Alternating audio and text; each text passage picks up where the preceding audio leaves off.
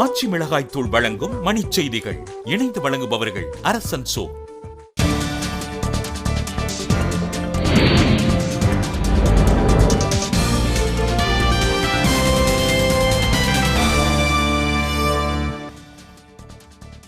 கேரளாவில் சூரிய சக்தி மின்சார ஊழலில் உம்மன் சாண்டி 2 கோடி ரூபாய் கையூட்டு பெற்றதாக சரிதா நாயர் புகார்.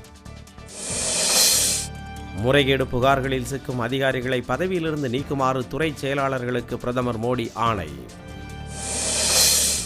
பேச்சுவார்த்தை தோல்வியடைந்ததால் திருப்பூரில் வேலைநிறுத்த போராட்டத்தை தொடங்கினர் விசைத்தறியாளர்கள்.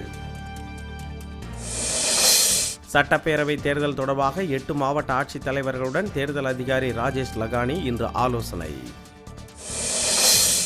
ஈரோடு அருகே சொத்துக்காக அக்காவை கொலை செய்த வழக்கில் தங்கை உள்ளிட்ட 6 பேருக்கு வாழ்நாள் சிறை.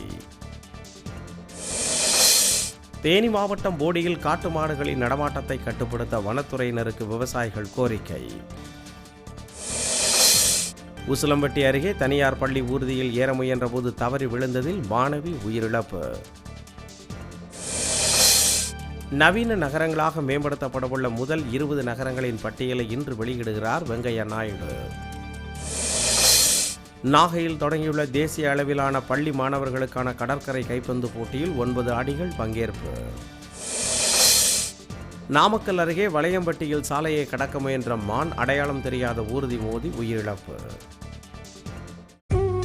ஆச்சி மிளகாய் தூள் வழங்கிய மணிச் செய்திகள். இணைந்து வழங்கியவர்கள் அரசன் சோ.